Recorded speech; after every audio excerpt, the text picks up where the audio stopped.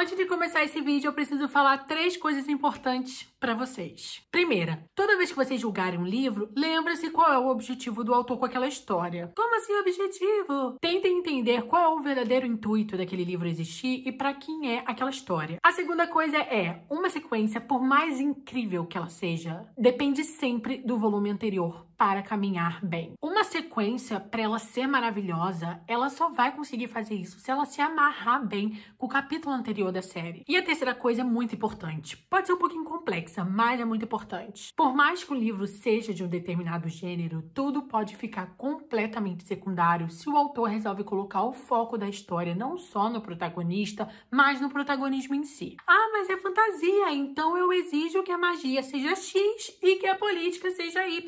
Tudo bem, eu entendo essa expectativa do leitor. Mas se o livro acaba se tornando a jornada de um personagem principal, e temos muitos exemplos na literatura para citar, então é sobre isso que a história se torna. O que significa que é baseado nesse protagonismo que a magia, a política e afins vai seguir.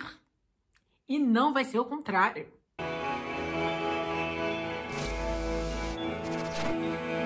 Olá todo mundo, sejam bem-vindos a mais um vídeo do Kabuki TV, bem-vindos de volta ao Kabuki TV. Ando um pouco sumida do YouTube, mas voltei a quê, gente? A reaproximar-me com o YouTube. O relacionamento tá on de novo, vídeo toda quinta-feira à noite, todo domingo meio-dia e terça-feira dos desesperados. Quando eu preciso colocar um vídeo no ar, ele vai chegar na terça-feira dos desesperados. Ok. Mais uma vez com o veredito da série Corte de Espinhos e Rosas, mais conhecida pelos fãs como ACOTAR. Hoje vamos falar dela, da odiada por muitos e amada por todos, nesta Acheron. Lembrando que esse é Corte de Chamas Prateadas, o A Court of Silver Flames, né? O nosso ACOSF. É o 4º volume da série, então para assistir esse vídeo você precisa ter lido pelo menos os 3 livros anteriores. Corte de Chamas Prateadas foi publicado lá fora, originalmente em fevereiro. Chega ao Brasil agora no mês de junho e traz exatamente a sequência da história do universo de Prythian. Então assim, vamos combinar, nada de ficar lendo sinopse, assistir resenha, ficar pesquisando fanart e não ler os 3 primeiros, gente. Por isso eu vou deixar aqui nos cards e na descrição pra vocês o meu veredito definitivo da trilogia inicial, que não significa que estamos começando uma nova trilogia. Isso aqui é o 4º volume da série, ok? As pessoas se confundem muito acreditando que isso aqui é o início de uma nova série. Meu Instagram foi bombardeado de dúvidas na última semana sobre isso. O pessoal desesperado, querendo ler esse livro, mas não sabia nem por onde começar. Ele é um coming back, né, gente? Mas como todo bom comeback, tem uma coisa que aconteceu antes primeiro. Ele vai começar mais uma nova era, né? Já que a gente teve o final ali da trilogia no livro 3, no Corte de Asas e Ruína, agora ele começa uma era nova, mas não tem como você começar a ler Corte de Espinhos e Rosas por esse livro. Simplesmente dá pouquíssimo respaldo. Até a gente que lê os 3 livros tem que ficar ali sambando na corda bamba. Comece pelo primeiro. A série ACOTAR terá mais uma outra era, além dessa que tá começando, então é muito importante que você respeite as ordens dos livros. Acredito que serão mais alguns livros, né? Não dá pra começar uma série do 4º livro, não é mesmo? Então, sendo assim, este vídeo começa sem spoiler de ACOSF. Mas por se tratar de um 4º volume, terá muitos spoilers dos 3 livros anteriores. Eu avisei. Mas a gente também vai ter a sessão com spoiler. Eu vou separar tudinho na minutagem que vai aparecer aqui pra vocês, tanto no aplicativo do celular quanto no computador. E também vai ficar bem bonitinho na descrição do vídeo, onde começa a sessão com spoilers, tá? Pra vocês também não se perderem e não serem pegos de surpresa. Muitos acontecimentos finais aqui deixaram a minha cabeça, assim, um nó, né, de teorias. E tô muito ansiosa pra compartilhar essas teorias com vocês, com a galera que leu esse livro aqui. Lembrando de links da Amazon, todos os livros da série ACOTAR e afins vai estar aqui embaixo. Utilizando esses links, vocês ajudam diretamente a saúde do Kabuki TV a continuar produzindo conteúdo de literatura na internet. Lembrando que eu faço live de leitura de segunda a sexta à noite lá na Roxinha, né, gente? Live de leitura, eu surtei a semana inteira com esse livro. Minha live foi praticamente mais 18, né, gente? Lendo esse livro aqui, porque essa é a classificação. E me segue nas redes sociais, tem o TikTok, Instagram, gente, tô ativa neles, né? Twitter e afins. Bora começar. Vamos falar dos gatilhos? A ACOSF tem possíveis gatilhos para estupro e violência doméstica. Eu particularmente fiquei preocupada porque não vi muitas pessoas falando sobre isso na internet, né? E tenho essa extrema responsabilidade de avisar vocês. Por mais que não sejam cenas gráficas, a gente tem bastante disso trazendo à tona. E é minha obrigação deixar o aviso aqui para quem é sensível a esses temas. Mais uma vez, não são cenas gráficas, elas não são visuais, são histórias com esses temas que são trazidos para algumas cenas. Esses temas são abordados de uma certa maneira que mexe com a gente. Estou dando um aviso. Em Corte de Chamas Prateadas, que eu vou chamar de Acósfio o vídeo inteiro. Guarda isso no seu coração. Sarah J. Maas resolve enriquecer essa história com a narrativa em terceira pessoa. Glória a Deus. E assim a Acósfio sai da cabeça do personagem principal, coisa que não acontecia nos primeiros livros, já que eles eram narrados em primeira pessoa pela Feyre. Dessa vez, ela utiliza a onisciência para narrar a jornada da Nesta, né, a irmã mais velha das irmãs Acheron, uma humana mortal que foi transformada em Gran-Feérica pelo Caldeirão, amando do rei de Harbin, lá no final do segundo livro, no Corte de Névoa e Fúria. Eu li os livros de Acotar em 2018 e eu lembro até hoje, assim, do desespero que foi essa cena, porque ela é bem no final mesmo, das irmãs Acheron sendo jogadas dentro do caldeirão, gente. Foi, assim, uma coisa... foi fora do normal. O detalhe que muda isso tudo é que a Nesta, ao ser transformada pelo caldeirão, ela roubou algo dele, o que faz com que o poder da Nesta acabe se tornando algo completamente inesperado. Ele é bem estranho. A gente tinha visto pouca coisa em relação a isso em Asas e Ruína. Eu particularmente estava bem ansiosa para ver a Nesta explodindo tudo nesse livro. Eu particularmente gosto muito quando personagens com poder perdem o controle. E a partir daí, a gente tem que entender qual é a intenção da Sarah J. Maas com esse livro, já que a Nesta, ela tem um comportamento completamente diferente das outras irmãs. Lógico que a Nesta, ela é uma personagem polêmica, óbvio que tem pessoas que não gostam dela e tá tudo bem. Engraçado como a galera já chega com 10 facas na mão pra julgar a personagem Nesta, que nem tinha sido tão desenvolvida assim nos livros anteriores, né? Alecrim Dourado, que nasceu no campo, que é sempre amoroso, respeitoso e paciente com Deus e o mundo, né? A verdade é que a Nesta, ela nunca compartilhou os sentimentos dela. A gente via a atitude da Nesta como uma garota egoísta, né? Como uma garota mimada, como uma garota que não se esforçava muito, principalmente antes da Feyre ir pra Pritchard, né? Mas a verdade é que nesse livro, a Sarah J. Maas, ela revela bastante do descontentamento que a Nesta tem com ela mesma. Se você odeia a Nesta, você não está sozinho, ela se odeia também. Ela é uma pessoa que se odeia demais, afasta as pessoas quando elas acabam se abrindo pra ela e acaba carregando muita culpa por ter odiado o pai quando tudo que ele fez foi amá-la e acabou morrendo na guerra pra salvá-la. Então qual é a intenção da Sarah J. Maas? Que fica clara o livro todo. Revelar o que tá por trás dessas chamas prateadas, né? Que aqui na capa é dourada, mas a gente finge... tá? A gente finge que é daltônico. Que fogo frio é esse que a Nesta carrega e de onde vem tanto receio para se entregar à vida de Gran-Feérica e finalmente dar as costas para a humanidade e a vida mortal, que é tudo que ela tinha até então. Os leitores, eles acabam romantizando demais essas transformações nos livros de fantasia. Que elas não existem, mas se elas realmente existissem, a verdade é que essas transformações trariam uma enorme carga para a saúde mental, né? Coisa que os livros de fantasia praticamente não abordam quando esses eventos acontecem com seus personagens. E o objetivo de Acósfio não é só a gente entender profundamente qual é o poder da Nesta, mas quais são os sentimentos que a tornaram quem ela é agora. Até porque é justamente o medo que ela sente pelo poder dela que a torna um perigo para si mesma. Não é a magia, a guerra, a política, o universo de Pritchard. É ela mesma. No início do livro, a gente vê que a Nesta, ela se isolou completamente das cortes, né? Ela tem utilizado ali todo o apoio financeiro que a Feyre e o Rhys têm disponibilizado para ela, para sair, para beber todos os dias pelas tavernas, para se sentir um pouco menos sensível em relação a tudo que ela sente e também ao próprio poder. E sendo assim, a Feyre e o Rhysand, depois de a Nesta acabar cometendo um gasto exorbitante numa noite na taverna, eles acabam obrigando a ir para Casa do Vento, né? Lá nas montanhas, na montanha lá de Velares, pra começar a treinar com Cassian. Treinar com Cassian? Eu logo pensei, né? Vem muito aí pras cadelinhas de romance. Só que o negócio não é assim tão fácil não. A Nesta, ela tá sendo obrigada, tá sendo praticamente carregada a ir pra esse lugar. Ela é levada contra a própria vontade pra treinar com o Cassian de manhã e ter uma rotina trabalhando durante a tarde na biblioteca da montanha, né? É cuidada pelas sacerdotisas. E ela é privada de tudo, né? Absolutamente. Ela não pode sair, né, das montanhas, a não ser que ela desça pelos 10.000 degraus, né? Porque ninguém vai carregá-la pra sair de lá. Ela não pode comer tudo que ela quer, não pode beber vinho, né? Ela tá sendo privada das coisas que ela tava super acostumada. E tudo isso pra ela começar a treinar e ganhar um rumo na vida, né? Quem amou? E esse acaba se tornando um livro muito mais dramático. Está acima ali da questão da guerra e da ação. E é por isso que eu amei tanto. Aos fãs de Trono de Vidro vão se identificar bastante com esse livro, a galerinha aí que já leu Herdeira do Fogo. A Cosfe e Herdeira do Fogo, eles têm um plot semelhante em relação ao fortalecimento e a mudança interna de uma protagonista, e como a partir daí se desenvolve um romance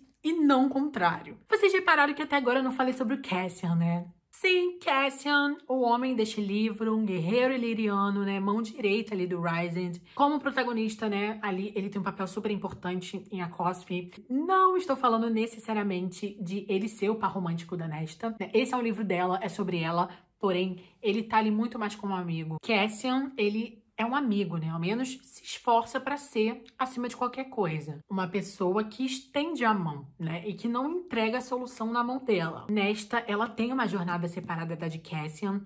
Ambos, eles têm preocupações distintas, mas que também, obviamente, vão se encontrar no meio do caminho. Só que o Cassian também é o único em A Cosfe que é a ponte, né, da Nesta com o restante do universo. E quando eu falo universo, eu falo tanto da magia quanto da política. É ele quem traz alguns respaldos históricos super importantes e é na voz narrativa dele, que é um surto de tão boa, que a gente tem as introduções aos novos problemas. Ainda tem muita gente insatisfeita com o mundo como ele está. A guerra do rei de Hybern não resolveu tudo. Mas isso é porque o ego desses féricos é insuportável, né, gente? Não cabem dentro de si. A magia e a política, ela é explorada, sim, de um jeito mais distante. Sarah J. Maas não entrega muita coisa. Fica até parecendo que ela tem segurado algumas coisinhas pra poder entregar no próximo livro, depois que ela tiver passado pelo capítulo mais importante do desenvolvimento da Nesta. O que pra mim tá tudo bem. Só que como que fica a Feyre e o Rysand no meio de tudo isso? Eles vão ter um problema específico aqui, aquém da política e da guerra que está se desenvolvendo no momento. E, embora sejam os personagens mais maduros do círculo íntimo, Rysand estava de um jeito ranzinza, que misericórdia. Mas ele tinha seus motivos para isso. E na parte com spoilers eu vou falar um pouco melhor sobre. Vamos falar da Morrigan, né? A Mor, todo mundo ama essa menina, né? Pois é uma personagem que quase não apareceu no livro.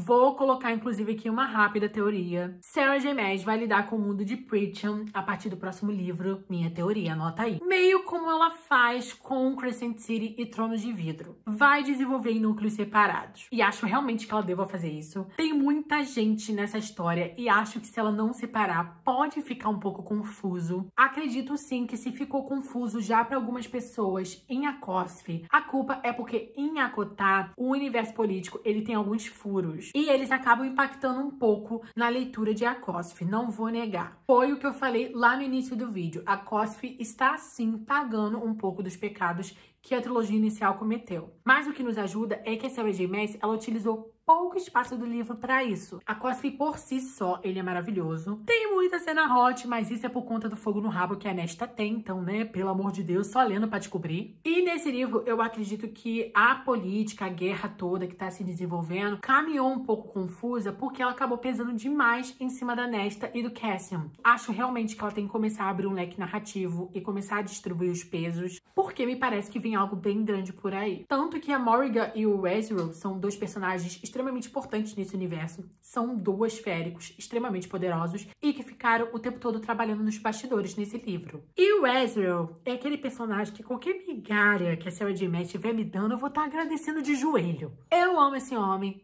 É um dos meus personagens favoritos desse universo. É um dos personagens mais complexos da Sarah J. Maas. E vem muito aí, porque tem muita história pra contar desse homem. Tem muita coisa pra ser desenvolvida ainda. Ainda mais com esse capítulo extra que tem no final dessa edição, e que também tem nos e-books, afinal eu li o livro em book, né, vocês sabem, que me trouxe sentimentos muito conflitantes. E acredito piamente que ele terá um núcleo só dele nos próximos livros. Vamos falar de algo que eu vinha percebendo no decorrer do livro e que a Sarah J. Maas acabou confirmando pra mim nos agradecimentos. As experiências pessoais dela inseridas no próprio desenvolvimento da Nesta. Alguns fatores em relação à saúde mental mesmo. Deu pra ver que esse livro saiu desse jeito por conta do momento que a Sarah J. Maas está vivendo.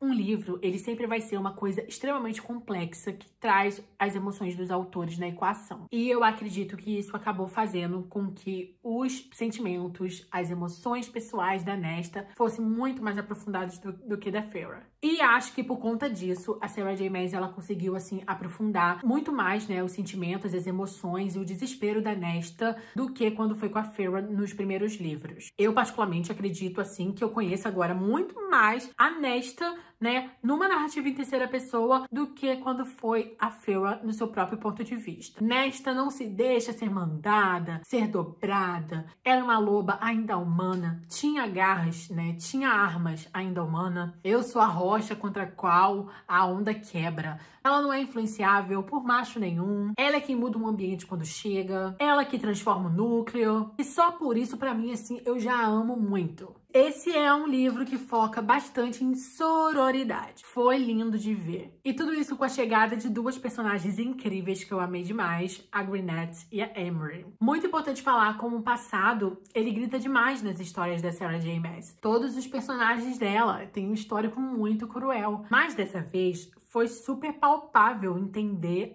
de onde vem essa dor da crueldade sofrida, sabe? Muito forte e serviu muito, assim. Foi uma evolução e tanto no universo de ACOTAR, vamos ter que concordar, já que a maioria das amizades que aconteciam, que inspiram muito o fandom, era feita entre homens. A maioria, no caso, né? E foram as mulheres que roubaram esse livro todinho pra elas. Dei 5 estrelas pela jornada incrível que a Nesta teve até a sua paz interior. Acho que essa era a verdadeira guerra que foi travada nesse livro, da Nesta contra si mesma, até ela encontrar a sua verdadeira força, aceitar quem ela realmente é e o que o Caldeirão havia determinado para ela, até ela finalmente ser capaz de se perdoar. Ela domou o ritmo desse livro e os treinamentos acabaram se tornando super enriquecedores, assim. Ela auxiliando na biblioteca, compartilhando a sua paixão pelos livros, a amizade que ela tanto buscava e que ela acaba encontrando de uma forma super inesperada nesse livro, e como a Nesta e o Cassian se tornaram um dos meus casais favoritos. Por enquanto, em relação à parte sem spoiler, é isso. Acho que já falei bastante. Obrigada a todo mundo. E se você ainda não leu a Cosf, recomendo que você abandone este vídeo agora e volte quando terminar essa leitura. Quando terminar todas as suas leituras pendentes, se elas ainda estão aí. Quero agradecer muito por você ter assistido esse vídeo até agora. Por favor, não abandone este vídeo antes de comentar aqui embaixo sua opinião. Alerta caso você jogue spoiler. E também, por favor, não esquece de dar joinha, que a gente vai começar com o spoiler agora. O que falar da Briallyn, a rainha humana que tinha se transformado no Caldeirão após a Nesta e que acabou sofrendo a vingança do Caldeirão. Eu logo percebi que talvez ela seja algo muito futuramente que vai ser melhor trabalhado, mas eu senti muita falta de desenvolver melhor essa parte. Até porque a gente, por exemplo, eu não leio nada de ACOTAR desde 2018, então eu sentia falta de alguns detalhes. Poderia ter trabalhado um pouquinho mais algumas partezinhas em relação a isso. Mas foi como eu falei na parte sem spoiler. Não era a intenção da Sarah J. Maas. A questão da Briallyn era muito mais para construir uma antagonista no que era o foco, que eram os tesouros nefastos. Acredito que os tesouros nefastos vão ser muito mais importantes futuramente. A gente sabe que Sarah J. Maas é apaixonada por tesouros e joias, né? Meu Deus, o Dog inteiro é assim. Acho que a ACOTAR também é assim, não vai ser diferente agora. Vamos falar também da parceria da Nesta e do Cassian. Eu não lembrava se tinha algum detalhe em Asas e Ruína ou Neve e Fúria que deixou claro que essa parceria tinha acontecido lá no momento da transformação. Se você já sabia, compartilha aqui comigo aqui embaixo, alertando, pelo amor de Deus, esse spoiler, porque pra mim, realmente foi uma surpresinha ali no final. É lógico que eu fiquei desconfiando dessa parceria, aconteceu, mas pra mim a parceria caiu de um jeito muito diferente nesse casal. Assim, eu gostei bastante e tô muito ansiosa pra ver eles sendo parceiros nos próximos livros. Senti falta da Nesta se entregar um pouco mais ao poder, tanto que minha cena favorita do livro foi quando ela tava tendo um pesadelo e o quarto encheu de chamas, né? Eu amo quando isso acontece, quando rola um exposed desses protagonistas em relação aos seus poderes. E eu amei essa cena cena é uma das minhas favoritas, ela tendo um pesadelo lá. E quando ela também tá dando uma de adivinha, né? E aí aquilo do caldeirão desperta no olhar dela e o Cassie resgata ela com um beijo. São as minhas duas cenas favoritas do livro, porque é quando a gente tem esse vislumbre, assim, do poder dela na superfície. Então, realmente tem uma paixãozinha por isso. Mas acho realmente que a hesitação dela em relação a esse poder foi todo o medo que a Sarah J. Maas estava trabalhando nela também, né? Então, eu acredito que a gente vai ter mais disso no futuro. Por mais que dê a entender que ela devolveu o poder dela de alguma forma. Não acredito que tenha sido assim, não. Vou reclamar um pouco agora no momento da Amory. Eu amava a Amory. Na verdade, eu ainda amo, mas eu criei um pouco de ranço com ela, assim, sabe? 15 mil anos não deu tanta humanidade e tanta empatia em relação às outras pessoas. É impressionante, sabe? É óbvio que a Nesta magoou muita gente, ela não tá 100% certa e tinha que realmente dar esse devido pedido de perdão a muitas pessoas. Mas a Amory tem 15 mil anos, ela tinha que entender muitas das coisas. Ela tinha que ser uma grande sábia, sabe? E eu não gostei nem um pouco do comportamento estranho que ela teve em relação ao Rice quando ela dá a ideia de que ele deveria ser Grão-Rei. Assim, muita ambição para uma pessoa. Óbvio que isso é uma ideia que é jogada no ar, que pode ser que seja futuramente. Talvez o Rising se torne o Grão-Rei de Prythian, mas acredito que não pode ser sob ambição, e sim sob uma questão de necessidade de proteção mesmo ao território como um todo. É sempre mais uma questão de apoiar o outro e não pegar o lugar ou o lugar de poder para si simplesmente porque você pode. Isso não combina com o Rising, não combina com a Feyre e também não combina com Cassie e com a Nesta. A Amory me pareceu uma pessoa muito ambiciosinha pro meu gosto.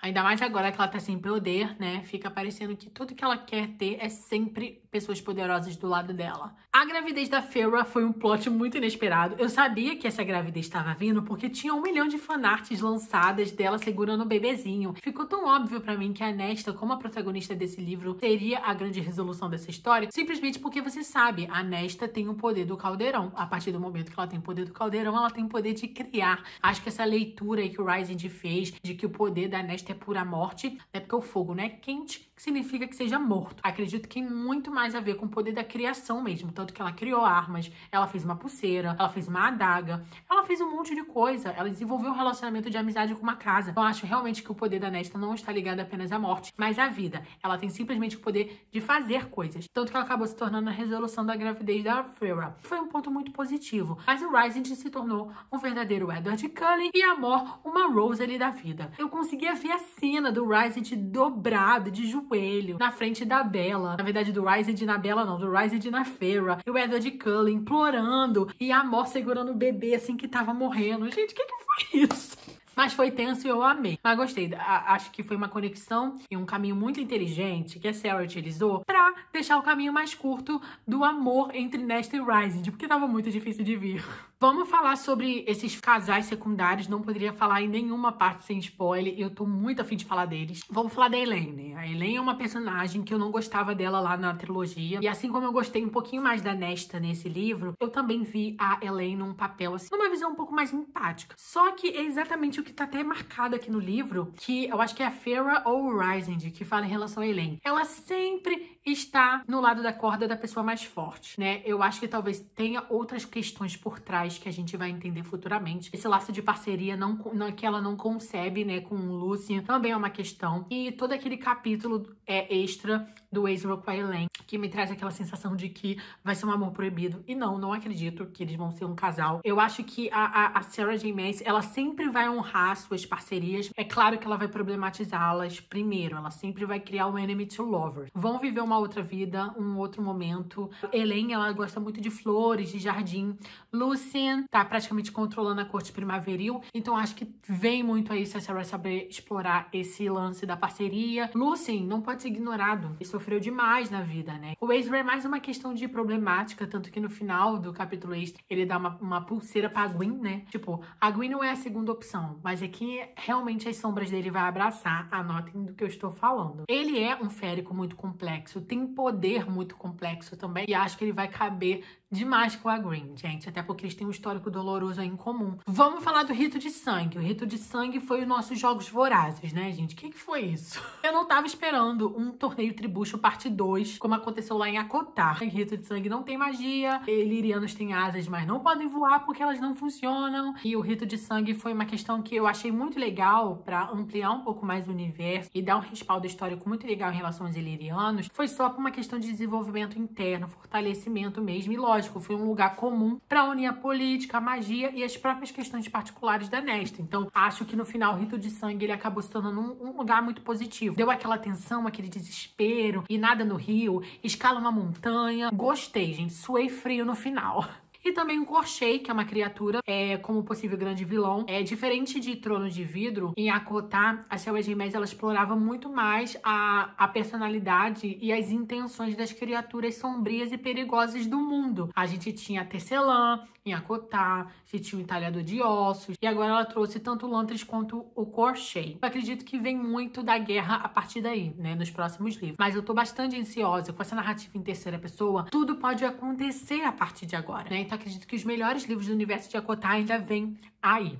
Bem, amores, é isso. Essa é a parte com spoilers. Foi uma leitura muito viciante. Foi 5 estrelas. Eu não cheguei a favoritar porque eu vou dar uma segurada, esperar os próximos livros pra ver se eu vou favoritar ou não. Tanto que meu único livro favoritado de ACOTAR até agora é o Nervo e Fúria. Acho que por enquanto é isso. Espero muito que vocês tenham gostado desse vídeo. Lembre-se sempre de avaliar o vídeo dando joinha, dedinho pra cima. Utilize os links da Amazon, do Kabuki TV. A Prime Day tá chegando, então se você estiver esperando alguma promoção super legal pra adquirir os livros, a hora é agora. Salva o link do Kabuki TV no navegador do seu computador ou no seu celular. Lembrando de compartilhar o vídeo com os amigos lá nos stories, né? Lembre-se de me seguir nas redes sociais e acompanhar as minhas lives na Twitch, que é de segunda a sexta à noite, pra gente ler e produzir junto. Bem, amores, é isso. Eu tenho mais, eu volto. Big beijo pra vocês e até o próximo vídeo.